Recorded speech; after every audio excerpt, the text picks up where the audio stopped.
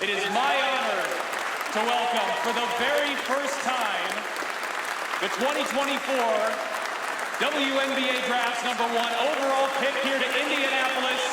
Please welcome Caitlin Clark.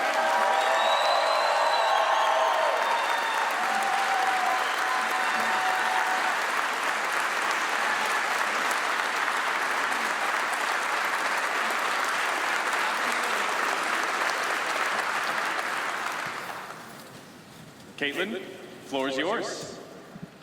Well, I'm super excited to be here. I've never had to give an opening statement before, so this is a first for me and a large crowd. But like I said, I'm super happy to be here. Thank you, the Fever, the Pacers. This is a dream come true. Like, these are the moments you dream of. Obviously, Tamika Catchings is here. Like, that's pretty incredible. Somebody I grew up idolizing. Yeah. But like I said, after I got drafted, like, I can't think of a better place for myself to start my career. A place that loves basketball, supports women's basketball, and an organization that really does things the right way, has championship pedigree. So I'm just very thankful that they have a belief in me. And obviously my parents are here today. My two brothers aren't here. My little brother had to go back to school. He actually missed his flight out of New York City after the draft. So I think he did it on purpose, but thankful for them, and, you know, couldn't be happier to be here. So thank all of you for coming, and I can't wait to get started. All right, thank you, everybody. We'll now go to questions in the room. You can raise your hand and we will get a microphone to you. Sam has it there. We'll start first question on the right. A reminder to please direct your question and to please introduce yourself with your name and your affiliation. Hi, Caitlin. Wheat Hotchkiss, feverbasketball.com. First of all, welcome to Indy. You're the second consecutive #1 pick for this franchise after Aaliyah Boston last year. When you look at this roster with players like Aaliyah, Kelsey Mitchell, Melissa Smith, Erica Wheeler, and so much young talent, what are you most excited about joining this team? Yeah, I think, like you said, like, there's just so much talent on this roster, and I'm very thankful. Obviously, Aaliyah has been one of my teammates before with USA Basketball, and I know firsthand how great she is. And obviously, Erica Wheeler is somebody that's been having my back, and we're not even really teammates yet. So I can't, you know, I'm super excited about that. So I'm a vet, somebody that's been in the league for a really long time, and obviously, as a point guard, you need somebody to lean on and, you know, have your back and ask questions. You know, I don't have all the answers. Not everything's going to be perfect, so going to need people like that to surround myself with, and I think this, you know, organization and this team is, you know, the perfect example of that. Go first row on the right there for Greg. Hi, Caitlin. Greg Doyle, Indy Star. Real quick, let me do this. You like that? I like that you're here. I like that you're here. I do that at my family after every game, so Okay, well, pretty let's cool. start doing it to me and we'll get along just fine. So, question is, you didn't have to turn pro. I kind of thought you would no matter what, but how much did Indiana have the #1 pick? Because of the things you've said and the driving distance to Iowa, just everything. I'm just wondering what role that might have played. Yeah, it definitely played a huge role, and I actually played at the exact same time as the draft lottery on the night it happened. I'm not sure exactly who we were playing, but I was hoping that Indiana got the first pick. It would have made my life a lot better. So when I saw that, I was pretty excited. And, you know, obviously that's not every single reason of, you know, why I wanted to leave and, you know, be done with college. I think, you know, I was just ready for a new challenge and something new in my life. You know, felt like I kind of had done everything at Iowa that I possibly could, and we did a lot of amazing things. But to be able to come here and stay in the Midwest, and, you know, it's only 5 hours from Iowa City, 7 hours from where I grew up. You can't script it any better. So it was really a no-brainer for me. Go second row on the right. Caitlin, Jeff Dubroff, KCCI, Des Moines. There were 6,000 people here on Monday for this draft watch party. You talked about Indianapolis being a place that loves women's basketball. When you hear that number, just what goes through your mind and the passion they're going to have for this team and for you? Yeah, I think it just speaks to the excitement of what this summer is going to bring. And like you said, women's basketball in this state is pretty incredible. Grace knows that better than anybody else. Like, I hated playing at Indiana, and they hated me. So hopefully a lot of them turn into Indiana Fever fans. But, I mean, they hated me for good reason. It's a hard place to win at. And, yeah, I mean, 6,000 people just to stare at a screen and see who gets picked in the draft pretty incredible. So I expect, big numbers this summer. And, I think just people couldn't be more excited about where this organization is going, the people that are on this roster, and the potential, but also just women's basketball in general. Like, people know it's special. People know this draft class was special, the talent level across the board. Like, I think it's just going to continue to elevate the league and, take it to greater heights. First row on the right. Chris Hagan, Fox 59, Loud Talker. My question's for GM Dunn. You've had rosters throughout the years with a lot of elite players. And what advice would you have for Christy about managing a roster like that? So many great players and only one basketball.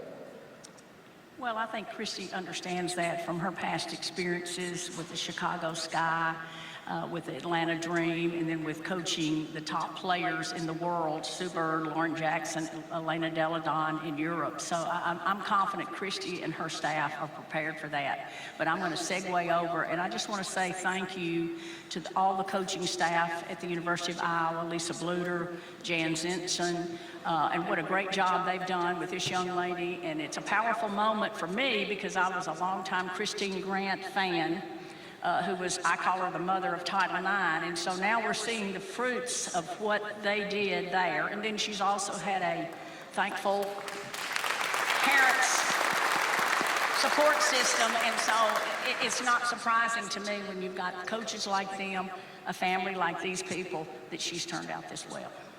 Second row on the aisle. James Boyd, The Athletic. I guess two parts. First one, with Aaliyah being a #1 pick last year, how do you think she can help you just navigate that space, that pressure of being the face of a franchise? And then number two, when you talk about pressure, the weight that you carry in this sport, how much do you think that is your responsibility? Because I hear so often about like you elevating the game and you being the face of this, but do you think it's fair to put so much on you, if that makes sense? Yeah, I think obviously Aaliyah having experience of being a #1 draft pick and going to an organization where they're probably going to expect a lot of you will just be somebody that I can lean on and ask questions. But I think that goes for everybody in this organization, top to bottom. Like, I don't think it just has to be one person. There's a lot of people that are here to support me, and I think that just goes right into the pressure thing. Like, I certainly know there's pressure there. That's been like my entire career, but for me, like, I just have fun playing basketball. I know this is a team sport. Like, it's not all about me. It's not everything I have to do. And when I've been able to understand that, that's allowed me to play my best, I think. And I think it's just using your resources, asking questions, knowing that everything's not going to be perfect, and giving myself a little grace. I think that too is like, I'm definitely a perfectionist, but I'm at my best when I allow myself to have a little grace and not expect everything to go exactly how it should, but at the same time, that's what allowed me to be so great. First row on the right. Dave Calabro, Channel 13, met you in Brooklyn. Welcome to Indianapolis. Thanks. How do you keep all this in perspective off the court? The focus, the attention, every time I turn on TV, you're on. How do you keep this in perspective as a human being and a 22-year-old?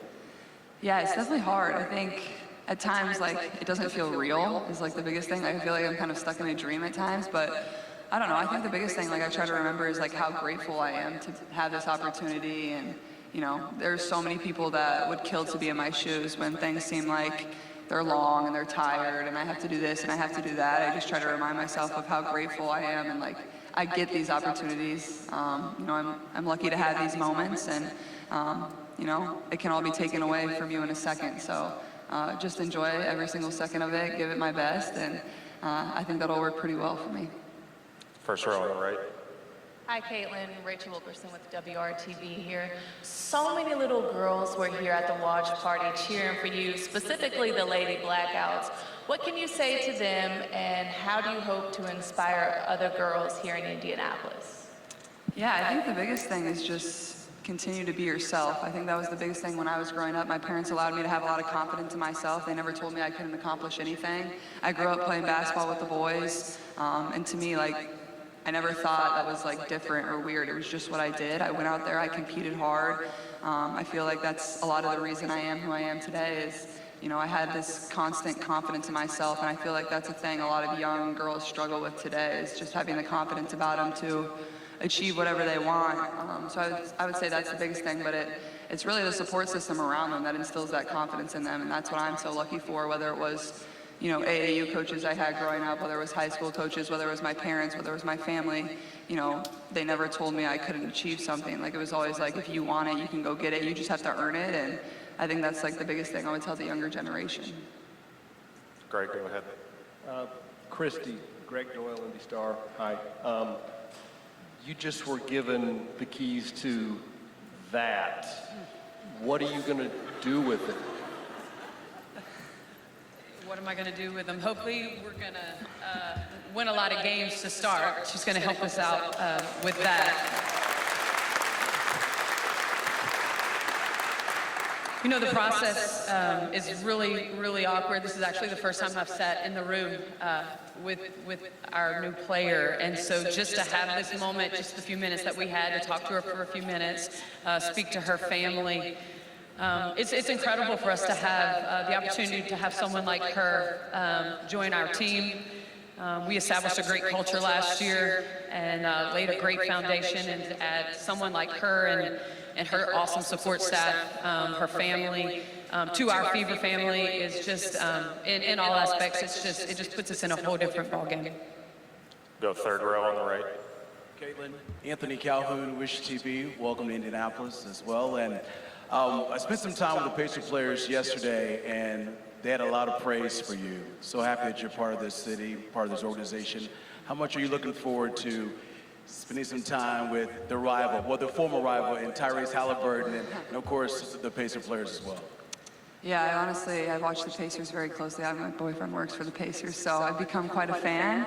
But I mean, Tyrese is incredible, and I just want to congratulate him. Obviously, being named to the USA national team today is pretty special. It's a really hard accomplishment, and obviously he played for a very terrible team in college, but it's nice to be in the same city now, and I think the thing I love about him is the way he passes the ball. Like, I watch his game, and it's just incredible what he can do. So, but all of them across the board, I think Coach Carlisle has been tremendous for them, and it's been a lot of fun to watch. And I hope they beat the Bucks.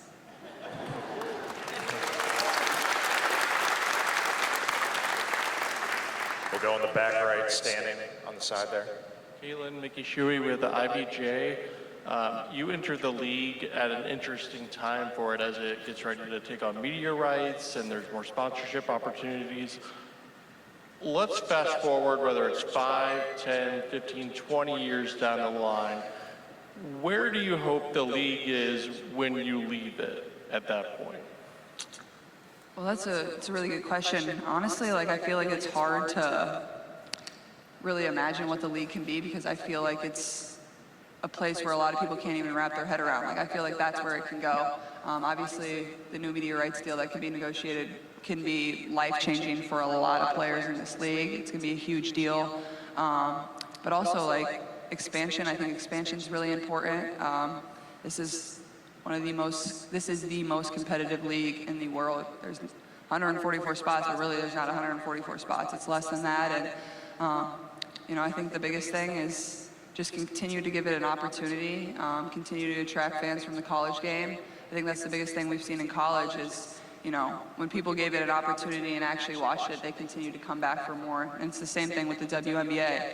When you go and buy a ticket or turn on the TV, you see how good it is.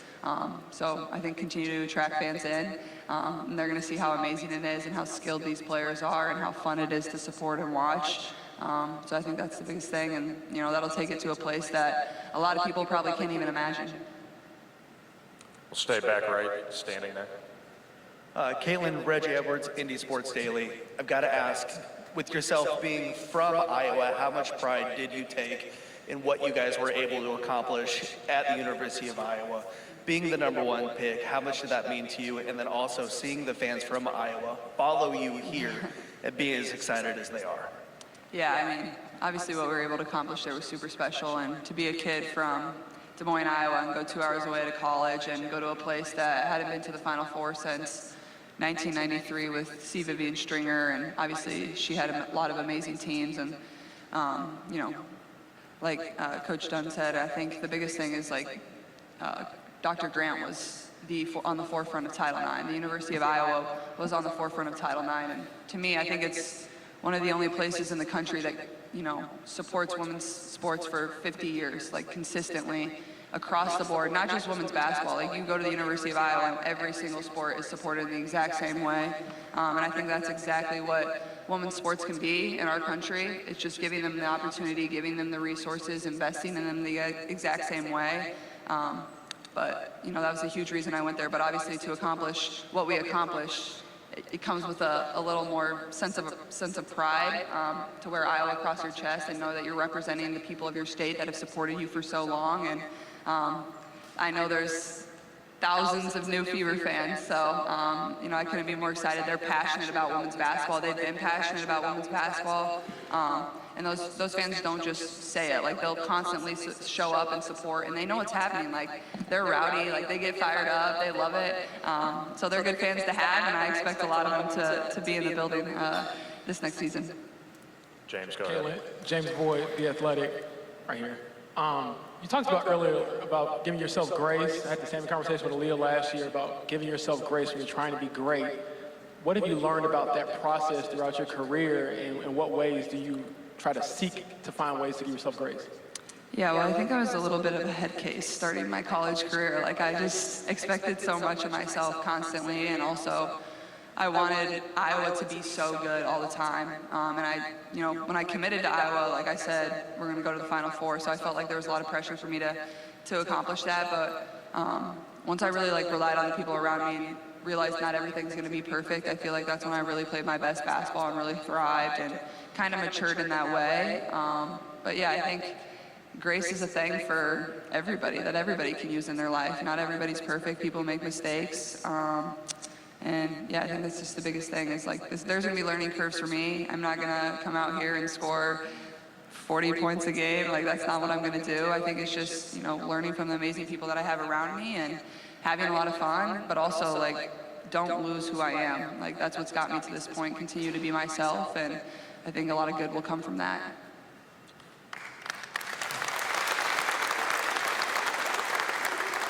We'll go back second row in the middle. George Bremer with CNHI Sports Indiana.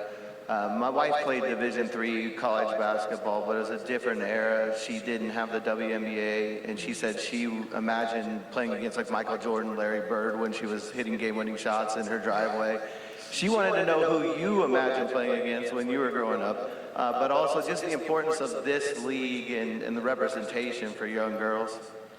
Yeah, I grew up loving the Minnesota Lynx. I probably shouldn't say that anymore.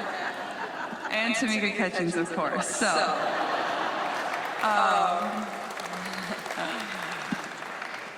but no, that was obviously the closest WNBA team from where I grew up. Minneapolis was 4 hours from my house, and obviously they had a dynasty there that was obviously really easy to cheer for. But I think this league is very important. I think having young girls, young boys, see women accomplishing really great things at the highest level and showing them that, sport teaches you a lot of life lessons. Having young girls involved in sport, I think that's the best thing that has happened to me is, it's taught me so much more about life than it has basketball. It's brought me a lot of lifelong friendships. It's done some really amazing things for my family. It's taken me to places I really have never, would have imagined. So I think the more eyeballs you can get on this league, the better off this world's going to be. So, I'm just excited to join the league and be a part of that. Go back to Bob, second row on the right. Caitlin, Bob Kravitz with Indianapolis Monthly Magazine. What was that Saturday Night Live experience like? Peyton once said it was the most nerve-wracking thing he's ever been through when he hosted. And when will you host? I don't think I'm ready for all that. That would be terrifying. I was terrified for a 3-minute skit, so, but it was incredible. I actually flew from LA to New York, and I went right to the set. I woke up at 7 a.m. in LA, went right to the set. Obviously, the show doesn't start till 11:30, so I was just chugging Coke all night, trying to stay awake, coffee, soda. But it was fun. They kind of just throw you right into the fire. I know I said I wrote the jokes. Obviously, I didn't write the jokes. I'm not that funny. but I don't know, it was good. Like, it was a good platform for women's sports. Everybody loved it. And that was like a great show. Emily Blunt, Ryan Gosling, Chris Stapleton, like Kate McKinnon, like so many amazing people like came back, and it was fun to be a part of. I was so nervous when I was like right behind the screen before they like rolled me into the set and we went live. Like my heart was about to explode out of my chest. But it was a good little skit. It was fun to be a part of, and hopefully I can, you know, go back and do it again sometime. Go back to Dave, first row. One more, 100 days to the Olympics. How important is it for you to make that team? How does that stack with all the other things you have going on right now? Yeah, obviously I would, you know, love to be on the Olympic team and be in Paris in 2024, but, you know, that's not up to me. I think just going about my business and doing exactly what I have done my entire career is the most important thing, and obviously my focus is completely here now too, and I actually still need to earn my degree too, so I need to graduate college first, or else my mom might kill me. But no, I think like that's a dream. Like you grow up watching the Summer Olympics. To me, it's better than the Winter Olympics. You know, I want to be on that team. I want to be an Olympic gold medalist one day, and it would really just be a dream come true. But you know, everybody knows how competitive, you know, women's basketball is in our country. So you know, it'll be hard for, you know, really anybody to make that team. Chris, you got one on the right. Do you remember that 2012 finals when the Fever beat the Lynx? Did a young Caitlin Clark cry about that? Well, I was 10 years old, so it's a bit fuzzy, but yeah. I think we'll go to Zoom here now. We've got Sean Schultz. Sean, you want to start for us? Sure, Sean Schultz, WNBA Swish. Hi, Caitlin. I was just wondering, what about the city of Indianapolis are you looking forward to the most? Is it the people, exploring shops and cafes, what?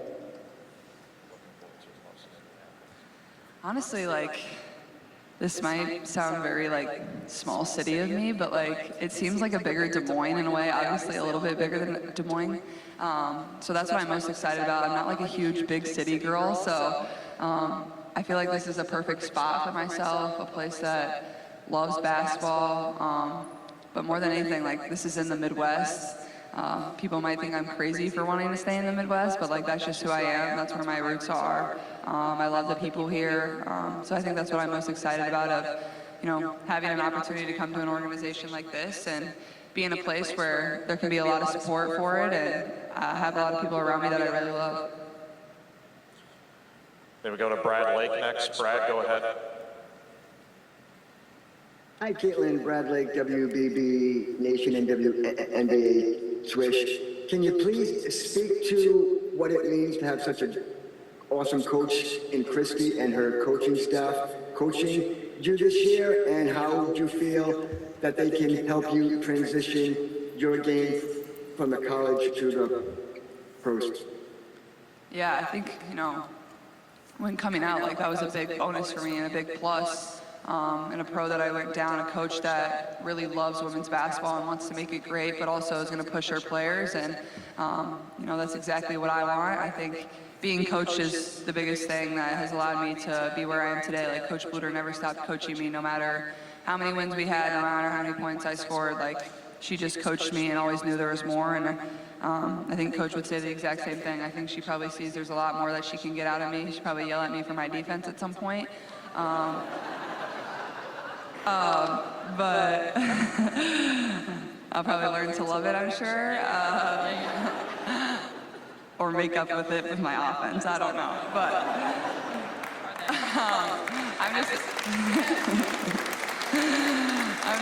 I'm just excited. I mean, you know, it's a new chapter, it's new faces. You know, I think that's the biggest thing, is like being able to listen and learn and be surrounded by so many amazing people, not only the coaching staff and the front office and the entire organization, but obviously the players too. Like, those are the, you know, people to my right and to my left that I can lean on for anything. So I'm just, you know, really grateful and lucky. Go to Willie Ramirez. Willie, go ahead.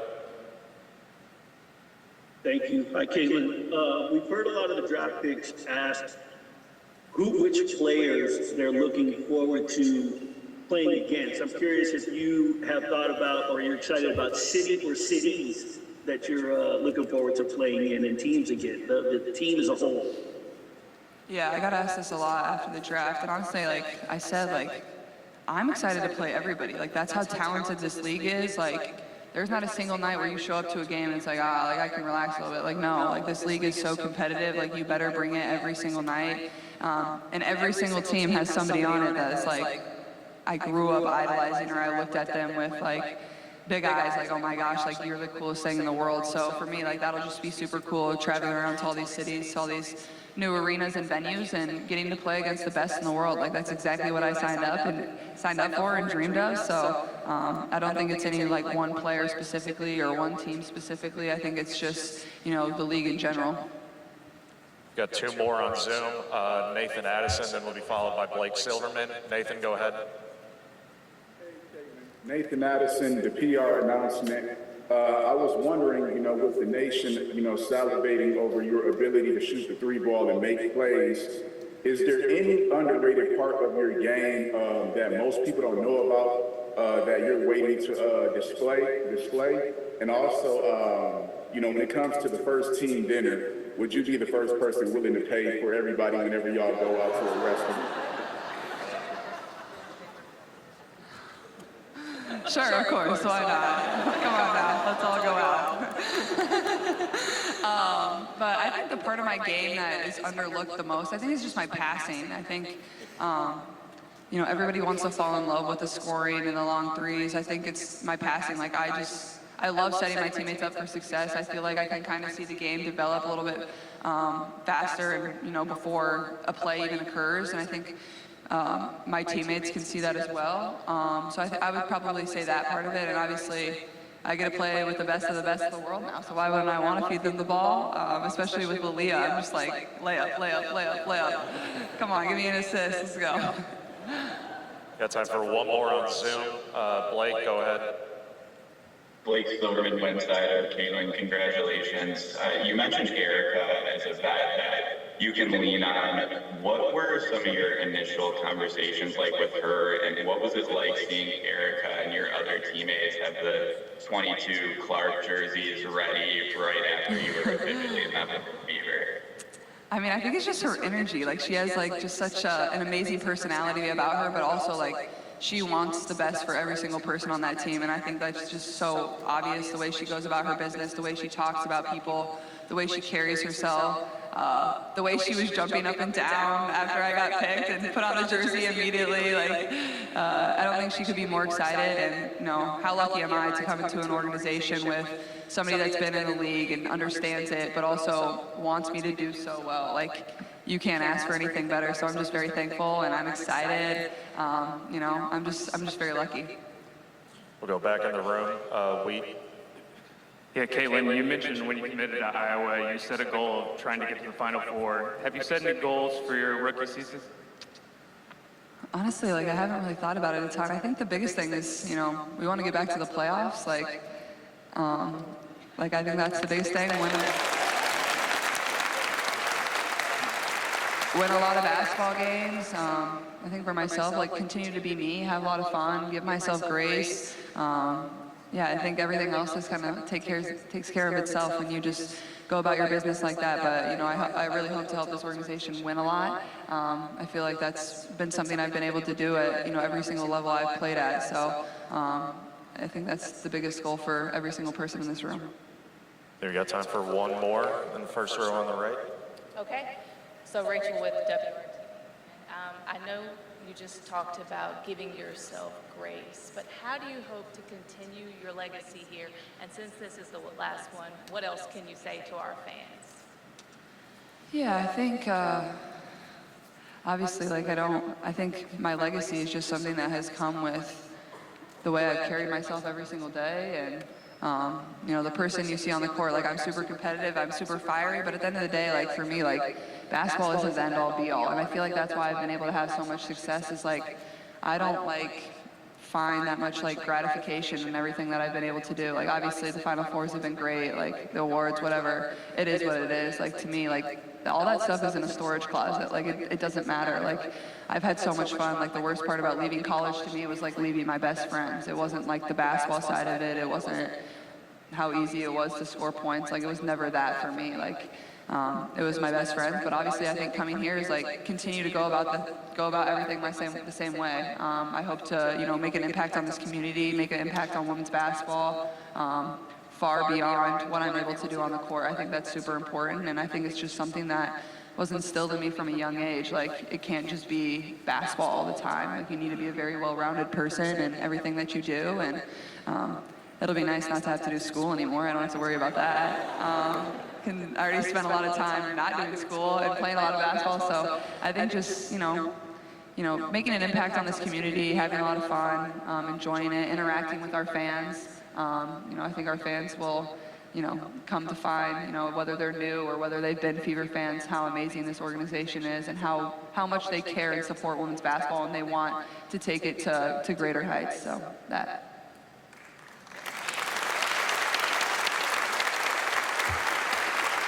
Thank you, Caitlin. Let's hear it one more time for Caitlin Clark.